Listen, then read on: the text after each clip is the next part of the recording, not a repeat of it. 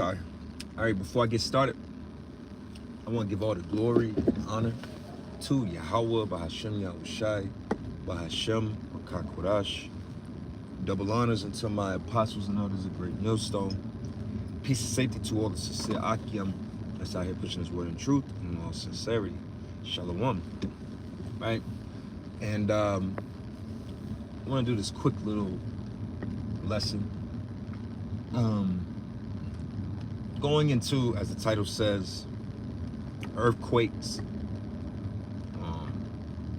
in diverse places, aka commotions, right?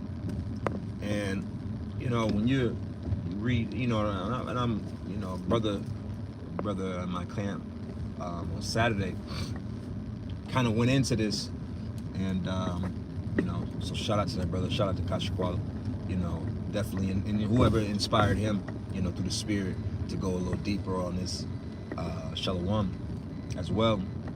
But when you deal with the scriptures, you realize the scriptures are sometimes two and three folds. There's different spiritual aspects of the same scripture.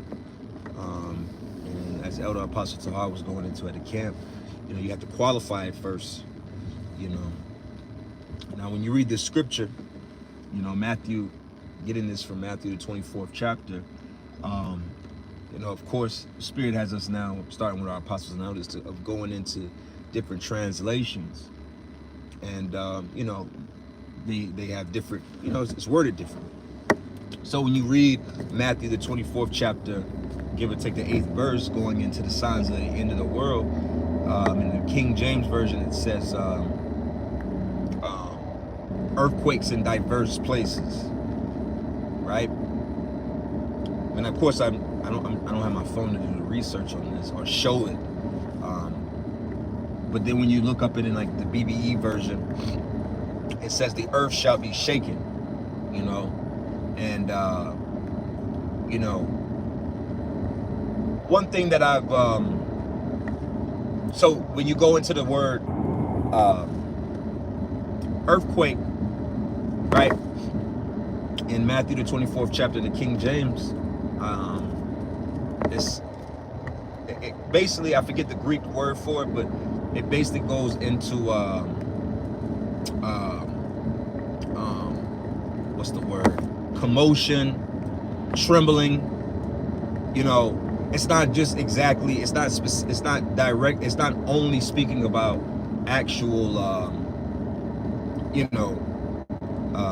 earthquakes. Like we always, right? So let's get my stool. I'm not gonna make this a long one. There we go. I just wanted to do something in the spirit, Lord, when this is edifying. This is Matthew 24, and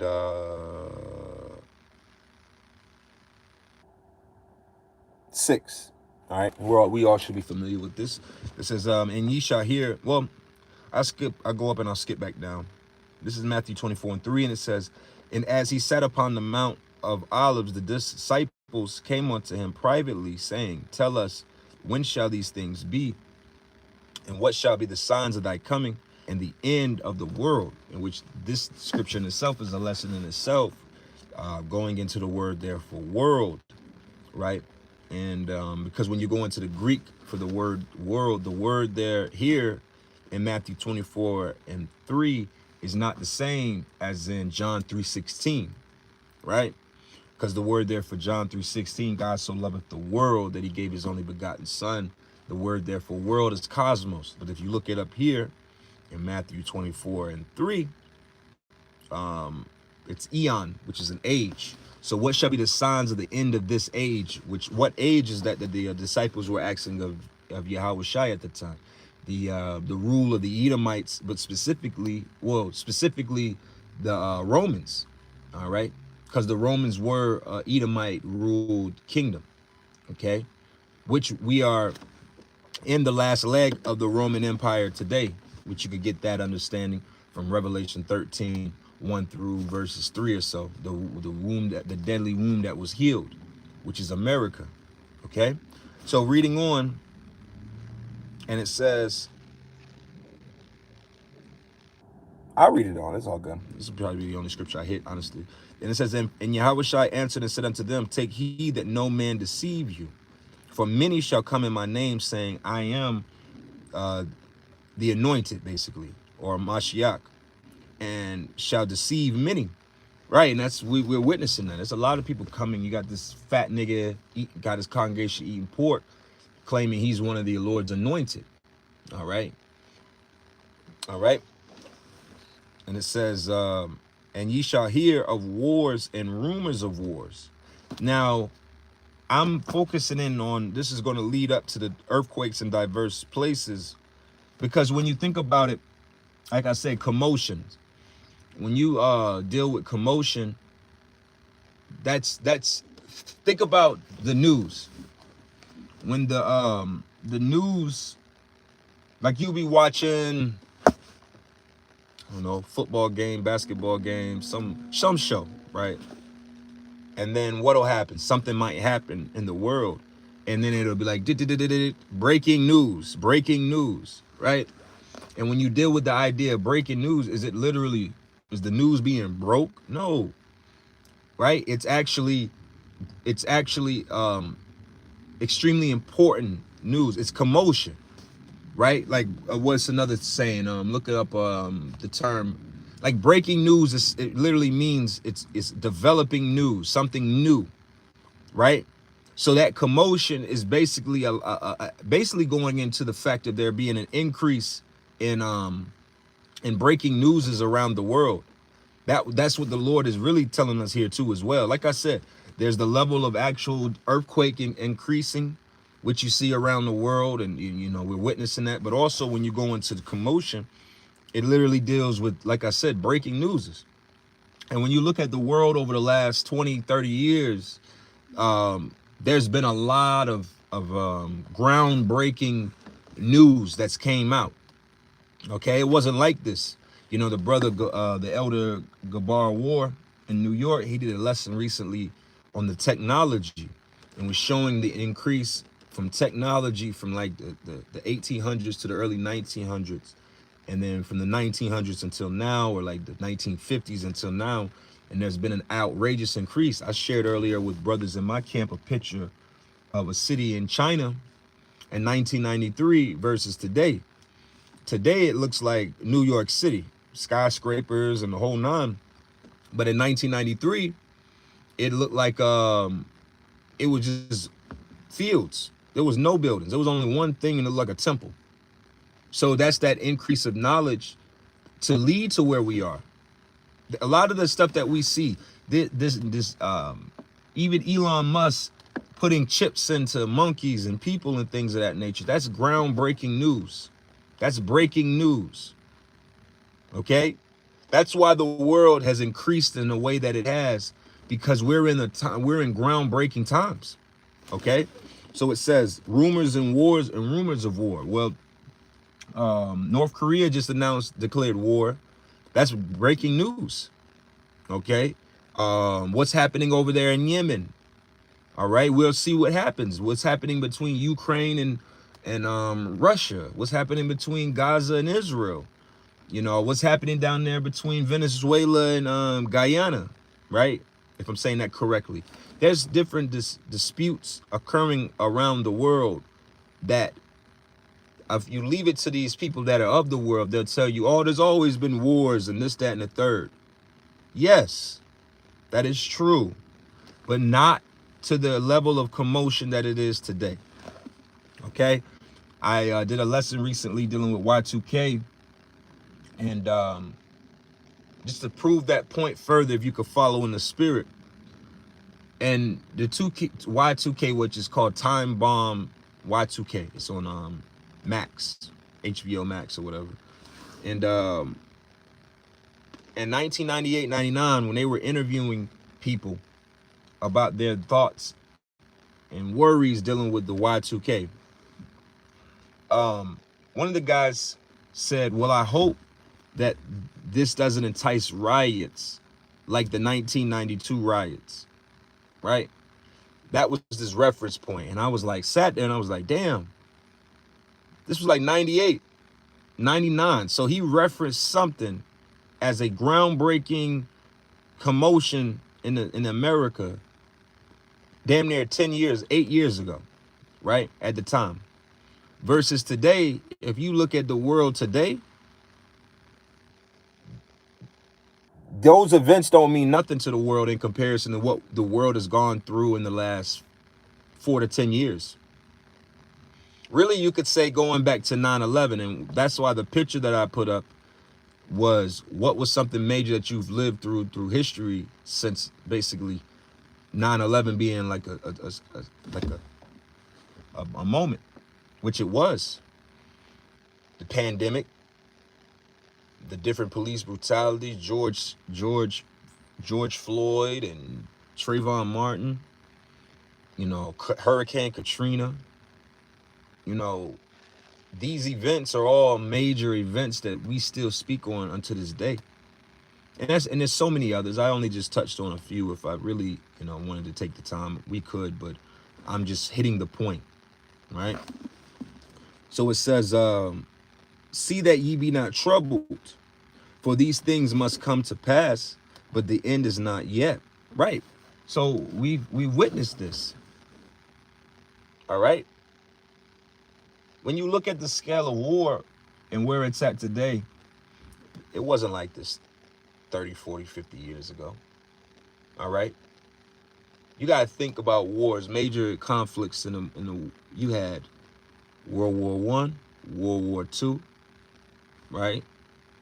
Then you had I'm not sure, I'm drawing a blank. You could say Vietnam, which was in like the 60s and 70s. Give or take, I correct me if I'm wrong.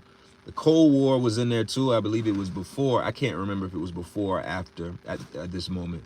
But you had the Cold War, which was a major thing. Think about the Cold War at the time and how it affected the people versus versus what's happening today. Think about the effects of the people today versus during the Cold War. That the fear of the Cold War had regular people in bunkers, living in bunkers for years, right?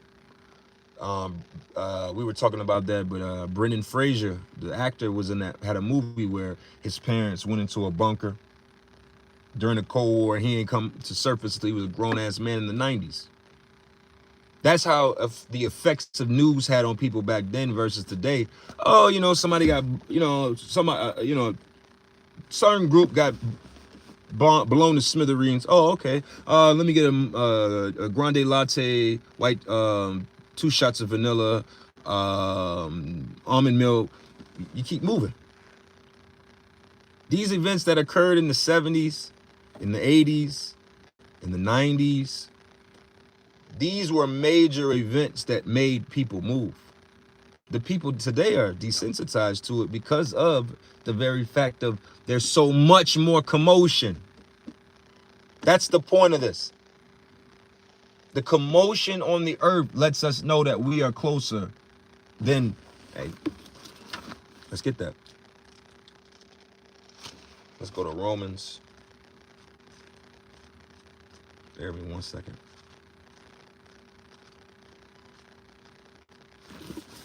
We're going to go to Romans 13 real quick. Romans 13 and 11, it says, and that knowing the time that now it is high time to awake out of sleep, for now is our salvation nearer than we believed. And that's the point. We're so much closer because look at how the things have exponentially been going over the last several years. See, when we were young, like for me, I'm a 90s baby. You know, I was born in the 80s, but I grew up in the 90s. I'll be 38 this year, right?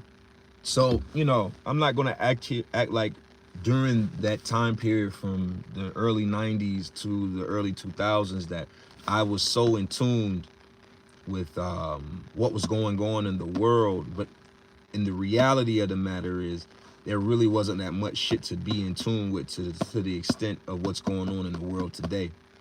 All right. And this is not a technologically thing. This is not you being exposed because you have news articles. No, this is actually what's happening in real time versus what was happening in times past. It's just that simple. Okay. During the 90s, crime wasn't what it was. Understand that crime was growing.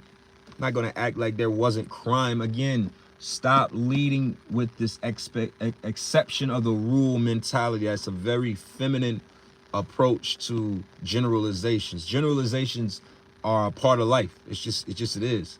That's why in the Hebrew, the word alap, right, which is where you get the letter A, is the symbol of a cattle, which alap is 1,000. It just means cattle.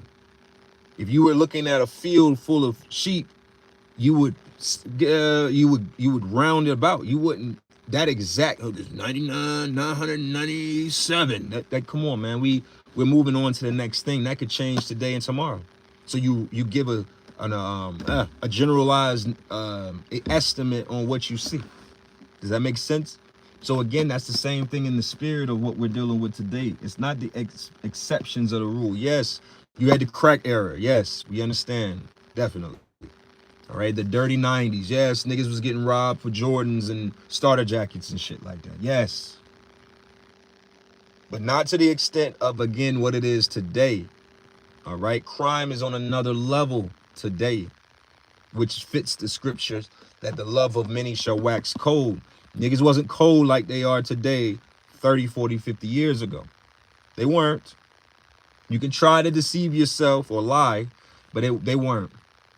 Okay, people were friendlier, straight up friendlier. 10 years ago, way friendlier. 20 years ago, outrageously more friendlier.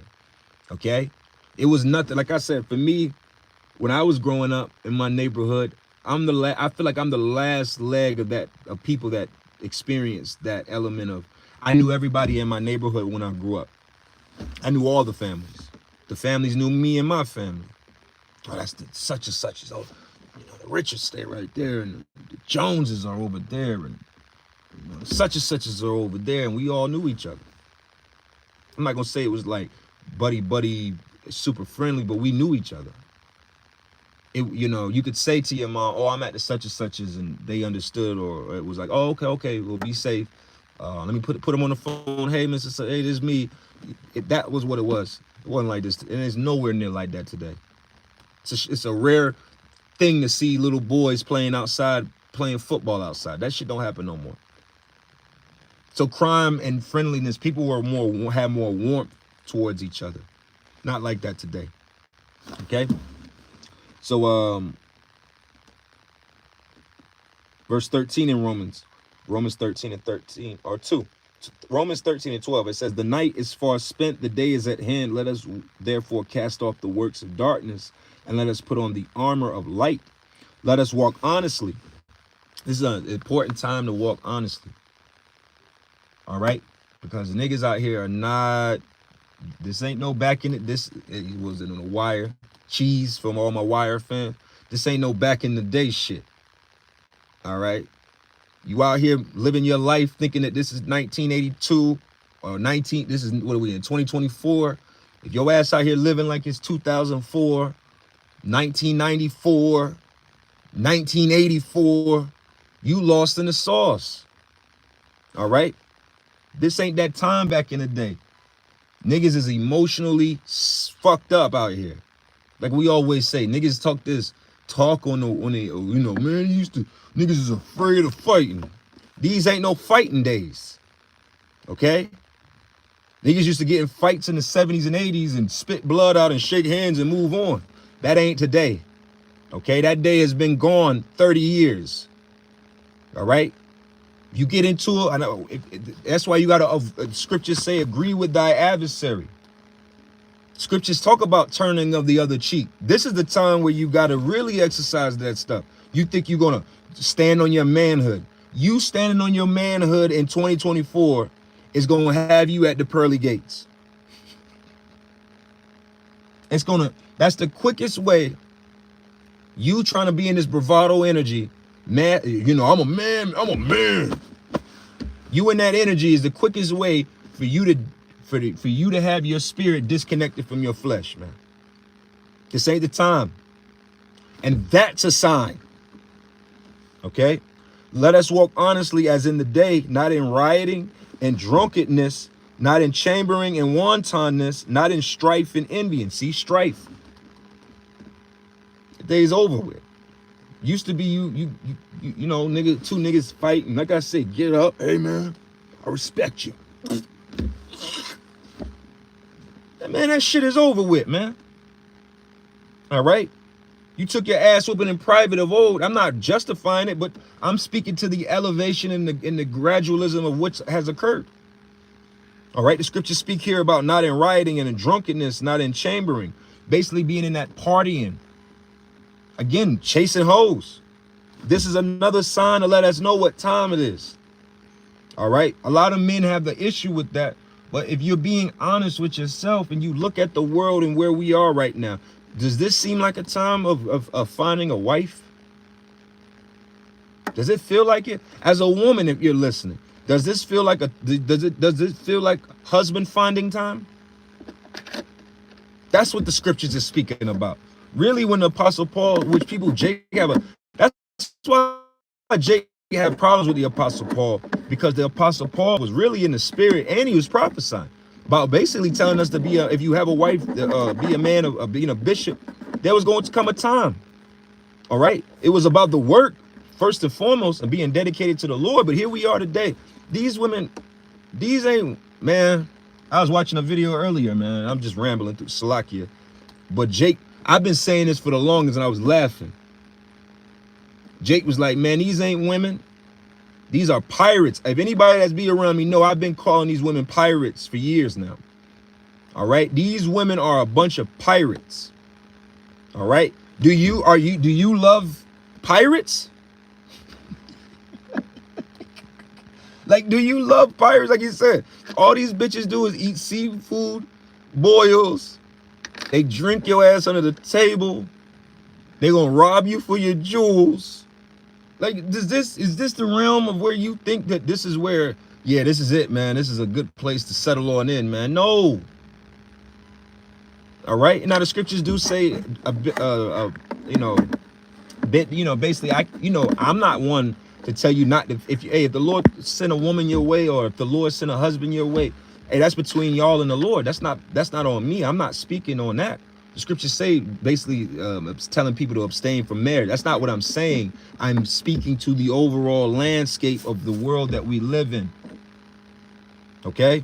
So this ain't the time to be in that partying spirit. That's why the apostle put that out there years ago, man. That man, he was in the spirit about not being going to clubs and being out and about, and again, it is what it is. Now when brothers go out, don't get me wrong, but it's always in a zone that's calm, mainly a bar, mainly a lounge or some food or something of that nature. But going to hit up a straight up and down club, nigga, man. And again, yes, one could say, with the exception of the rule bullshit, well, niggas been shooting up clubs since the 90s. Yes. But you could get shot anywhere at this point. I don't even gotta be a club. Niggas get shot at grocery stores. Was niggas getting shot in grocery stores in the 80s and the 90s like that? Like, niggas was running in the grocery stores and shooting up them? Was niggas just shooting up, like movie, like, be for real. These were once in a lifetime type of situations of old. Remember when Columbine happened? If you old enough to remember when Columbine happened in 99, that was a major fucking thing, man. Now when a school shooting occurs, oh man, that's fucked up. We don't even talk about the last one. There was one just a few days ago. That commotion. That's what this lesson is all about. The Lord leads creating more commotion on the earth, because that's a sign for us to know that we almost out of here. All right. So don't let nobody tell you that, oh man, this has been going on and that. No, this is speaking about the more elevated commotion, man. Every day you look up online, there's some type of outlandish murder. something's going on crazy. I heard a story recently. I'm gonna be careful with my words here. Out in Houston, about a group of men videotaped themselves raping some toddler boy, and I'm like, man, what the fuck, man? A man in Liverpool got raped in a public park during the day. Let's be fucking real here. Let's be adults here and understand that this type of commotion was not occurring in the 90s.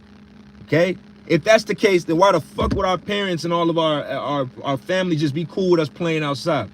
You think that people are just anti-outside for a fucking reason?